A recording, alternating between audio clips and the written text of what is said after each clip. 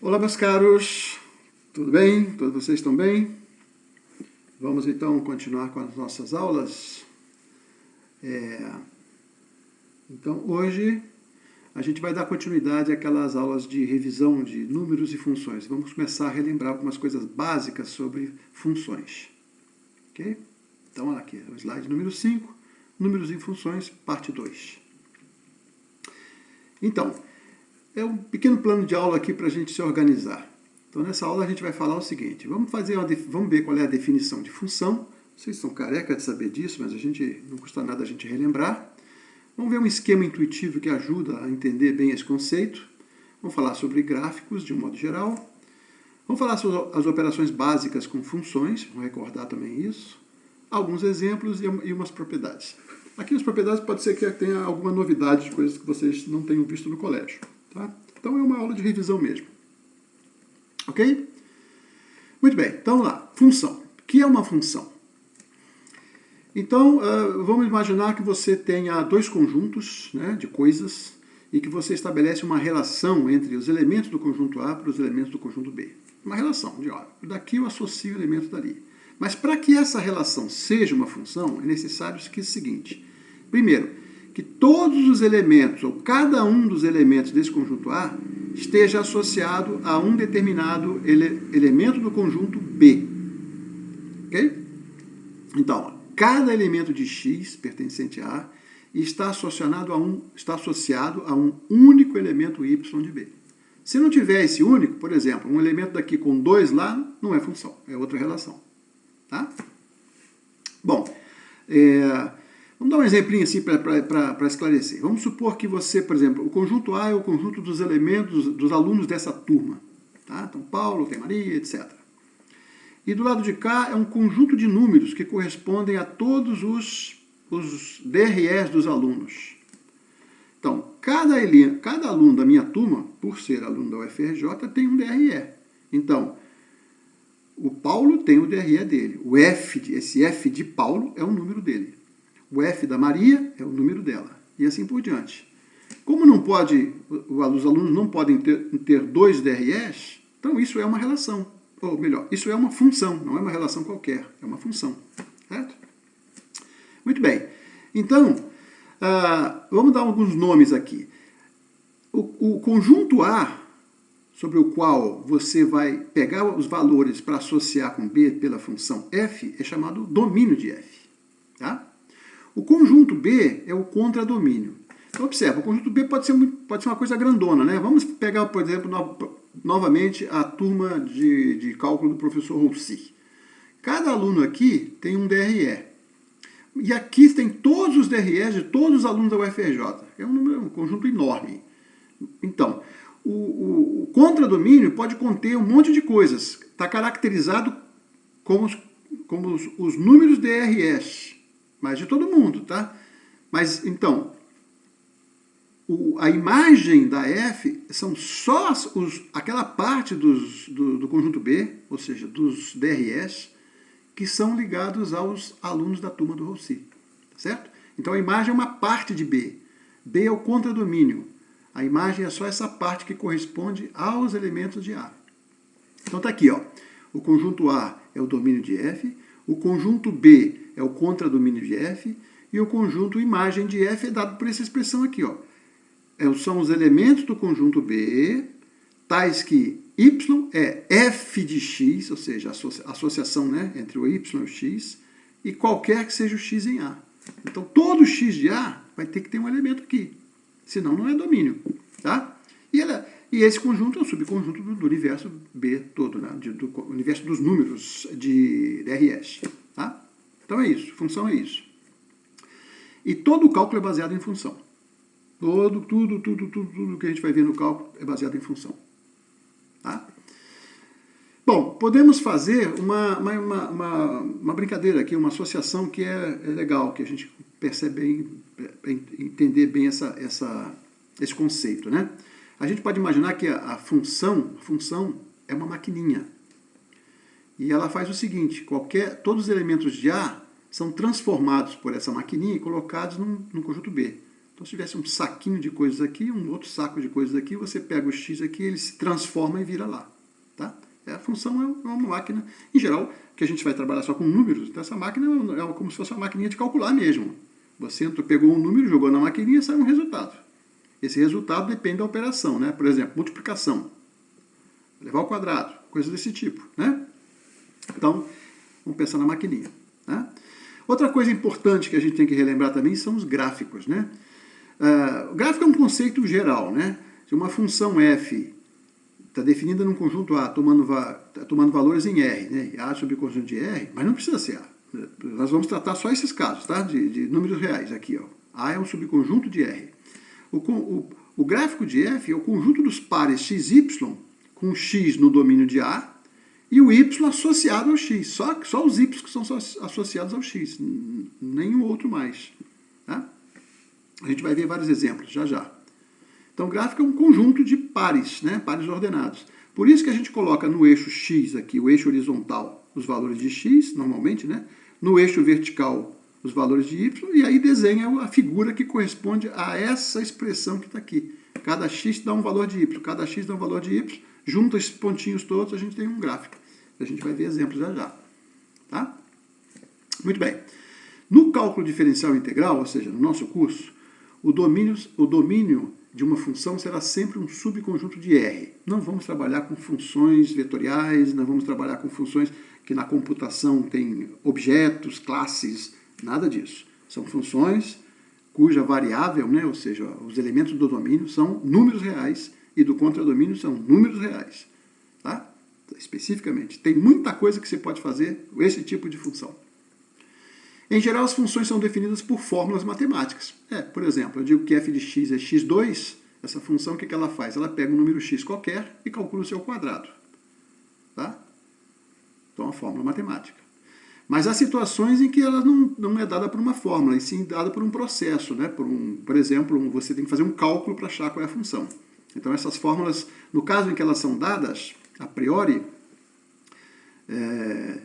é dada a expressão da fórmula e a gente trabalha com essa expressão para obter coisas, né? Ter alguma resposta de alguma coisa.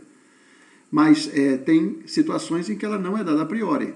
E ela vem de uma aplicação. Por exemplo, a gente agora está em moda esse negócio da epidemia do coronavírus, né? A Covid-19. Então, eles estão calculando todo dia o número de infectados. Tá? Então, essa função ela é obtida por verificação e vai botando os pontinhos, vai ligando os pontinhos, aí você tem lá aquele gráfico que está crescendo toda a vida, infelizmente. Tá? Então, a fórmula não está dada. Ela é calculada numericamente, os valores numéricos, e a expressão dela em gráfico mostra que ela está crescendo. Né? Muito bem. Quando não explicitado, fica subentendido que o domínio é o maior subconjunto de R onde a expressão faz sentido. Tá? O que eu estou querendo dizer com isso aqui? Por exemplo, se eu digo que se eu não dou o domínio, e eu digo que f de x é igual a x2, então eu vejo quais são os valores de x que eu posso elevar ao quadrado. Todo número real. Então o domínio é R2. Agora, se eu digo que f de x é igual a raiz quadrada de x, aí a pergunta, eu não digo qual é o domínio. Então a pergunta é, quais são os valores de x que eu posso calcular a raiz quadrada? São todos os valores de zero ou positivos. Então o domínio matemático, né?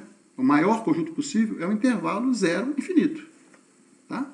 Então, ou a gente define o domínio porque tem uma aplicação física ou qualquer, uma aplicação qualquer em que o domínio é caracterizado. Por exemplo, você não pode não fazer sentido um tempo negativo. Então, o próprio problema está dizendo que não pode ser negativo. Mas, se não disser nada, aquela expressão vai valer sempre que a operação que você está fazendo pode ser calculada. Tá? Então vamos pegar uns exemplos bem básicos para vocês relembrarem. O exemplo 1, você tem a função f de x, x2. A gente sabe, né, que isso aqui é uma parábola. Ó. O gráfico dela assim, ela passa aqui no 1, também igual do lado de cá, menos 1. Se a gente olhar para o gráfico de x4, já é mais assim, ó, mais achatado aqui. Ó. Quanto maior a potência, mais achatado fica. Tá? Exemplo 2. Juntando as duas, olha aqui, ó, todas elas passam pelo ponto 1 aqui e menos 1 aqui. Por quê? Porque o quadrado de 1 e a quarta potência de 1 é 1 sempre. Então elas sempre passam por aqui. Todas as potências têm essa propriedade. Potências pares, né? 2, 4, 6, 8. né?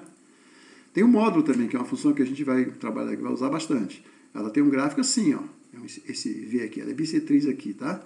Por que que ele é assim? Porque o módulo de um número positivo é ele mesmo. Então isso aqui é aquela identidade, né? Essa distância aqui é igual a essa distância aqui. Essa distância aqui é igual a essa distância aqui, né?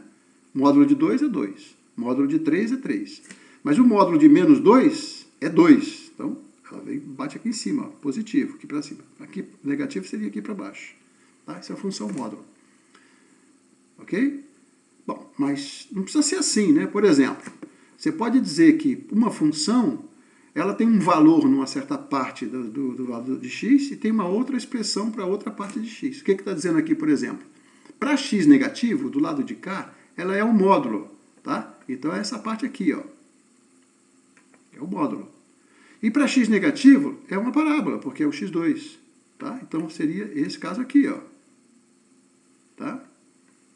Então, é uma função, eu estou dizendo qual é a regra. Né? A regra é essa. Dado x, você pergunta, positivo? Sim, calcula isso. Negativo? Isso, calcula isso. Tá? Isso é bastante comum também. Ok? Então agora vamos fazer o seguinte, né? A gente vai precisar trabalhar com funções que são combinações de várias das funções conhecidas. Então essas combinações são, em geral são operações numéricas, né? As operações algébricas e composições, etc. Então vamos começar com as algébricas, né? Nós temos dois tipos, né, de operações envolvendo funções R como contradomínio. São as operações algébricas, né, que a gente vai ver, e tem a composição. Poderia colocar aqui a inversa também, mas isso a gente vai ver depois. Tá? Composição. Quais são as operações algébricas? Fácil, né? São as mesmas operações que a gente tem para números. Soma, subtração, multiplicação e divisão. Mas como é que fica então? Então fica assim, ó. Se você tem duas funções com domínio A, tá? Tomando valores em R, a função soma, ela é definida no mesmo domínio das duas ali, ó. E o que ela faz? Ela pega essa função soma, ela pega o valor de x e o resultado dela é o valor da f de x mais o valor da g de x. É como se você estivesse distribuindo isso aqui. Ó. Tá? Mesma coisa, é o resultado dessa soma. Subtração, igual. A subtração de f menos g é uma função. O que ela faz no ponto x? Como se fosse uma maquininha. Né? O que essa maquininha aqui faz no ponto x? Ela pega o valor da f de x e subtrai do valor da f da g de x. Tá? Mesma coisa a multiplicação. Tá? A maquininha de multiplicação pega um valor de x, o resultado dela é o valor da f no ponto x multiplicado pelo valor da g no ponto x. E a divisão também. É a mesma coisa, divide. Mas aqui só tem que tomar o cuidado seguinte, porque se a função, em algum ponto do domínio A, a função se anula, então essa função não pode estar definida em todos os pontos de A. Tem que retirar os pontos onde zero é o denominador, senão não faz sentido, né? Ok? Então, se g de x é diferente de zero, se o g de x é diferente de zero para todo x de A, ok, tá bem, isso aqui está bem definido. Caso contrário, o domínio dessa nova função aqui vai ter que tirar os valores onde o denominador se anula, você tem que diminuir. É aquela história. O domínio é sempre o maior possível, né, se não disser nada, o maior possível aonde a operação pode ser feita. Tá claro? Muito bem. Passemos então para a próxima etapa. Bom, a próxima etapa aqui é a interpretação dessas operações com as nossas maquininhas, né? Então, por exemplo, a maquininha da F sempre faz o seguinte, pega um elemento e transforma segundo uma certa regra. A maquininha da G, o que ela faz? Pega um número do mesmo conjunto A e transforma segundo uma certa regra. Por exemplo, essa aqui eleva ao quadrado, essa aqui eleva ao cubo. Então a função soma, ela pega o A e pega o x de A e faz x ao quadrado mais x ao cubo. Só isso. É a função soma. Tá? Mesma coisa a multiplicação, mesma coisa a divisão, mesma coisa de multiplicação e divisão. Né? Soma, multiplicação, divisão e subtração. Ok? Bom, aí a composta. Vamos lá. Aqui tem que ter um pouquinho mais de cuidado. Suponha que você tem uma função, tá, que está definida no conjunto A e que transforma os elementos daqui nos números reais. E tem uma G que tem um outro domínio, que é outro conjunto B, que transforma em outro número real. E você verifica que a imagem da f, que não pode não ser todos os números aqui não, só parte dos números. Se a imagem da f estiver contida no B, tá? A imagem da f cai aqui, tá? Mas essa parte aqui está contida no B. Se acontecer isso, você pode definir a chamada composta de função. Por quê? Porque a composta é essa regra que está aqui, ó. A função g composta com f, ela vai estar definida no f da seguinte maneira. Você pegou um x aqui, você pode calcular o f de x. Está aqui, ó, calculei o f de x. Se ele caiu em B, eu posso calcular o g dele, porque aqui a função g se aplica. Então é g de f de x. Certo? Então, a fórmula é fácil, né? Pego o elemento x, calculo o f de x. O resultado do f de x eu calculo g. Mas para que isso faça sentido, você tem que garantir que a imagem da f está contida no domínio da B. A imagem da f contida no domínio da G. Tá? Então essa função, você já viu isso no colégio, com certeza, né? Essa função g bola f, ela é chamada de Goff. Vamos ver como é que fica nas maquininhas. Olha só. Você tem a maquininha da f e você tem a maquininha da g. Você cola uma na outra. Assim. O que ela faz? X entrou aqui, a maquininha transforma em f de x. Ela vai cuspir o f de x para lá. Mas na hora que ela cuspiu o f de x para lá, entrou na máquina g. A g pega esse cuspe f de x e calcula o g dele, g de f de x. Então aqui você juntou as duas. O efeito disso é uma nova função. Essas duas máquinas juntas é uma nova função, que faz o quê? Entrou o x, aqui dentro ela já pega o f de x e já calcula o g de x, a mesma resposta. Tá? Então a Goff é essa, por isso que chama composta, porque você está compondo aqui. Ó. Observa que a segunda para calcular é aquela que fica mais à esquerda. Sempre, tá? É o f de x e o g que vem depois. Ok? Muito bem. Então vamos pegar um exemplinho aqui. Por exemplo, você tem a f de x, o que ela faz? Ela pega um número, leva ao quadrado e soma com 1. O que a g faz? Vamos mudar a letra aqui só para a gente entender. Ó. G pega um y e calcula a raiz quadrada de y. Ok? Muito bem. Qual é o domínio da f? Ou seja, quais são os números em que eu posso fazer essa operação? Todos os números reais, não tem problema. Agora, pensa que aqui tem um y, tá? G de y é raiz de y. Quais são os valores de y que eu posso calcular a raiz quadrada? Só os positivos. Ok? Então, será que eu posso fazer a Goff? A Goff seria isso, ó. O que ela faz? Pegou um x, calculou a f, aqui a f de x, e o resultado disso eu aplico a g, que é a raiz quadrada do valor que está lá dentro. Aí, então vai ficar a raiz quadrada de x2. Essa conta aqui, eu posso fazer, né? Porque esse cara aqui é positivo. Então, como a imagem da f é sempre números positivos, eu posso calcular a raiz desses números positivos. Por isso que está valendo a fórmula. Tá? Ok? Se eu quisesse inverter a máquina, em vez de botar a f com g e botar g com f, como é que ficaria? A fog, aqui a fog. A fog faz o quê?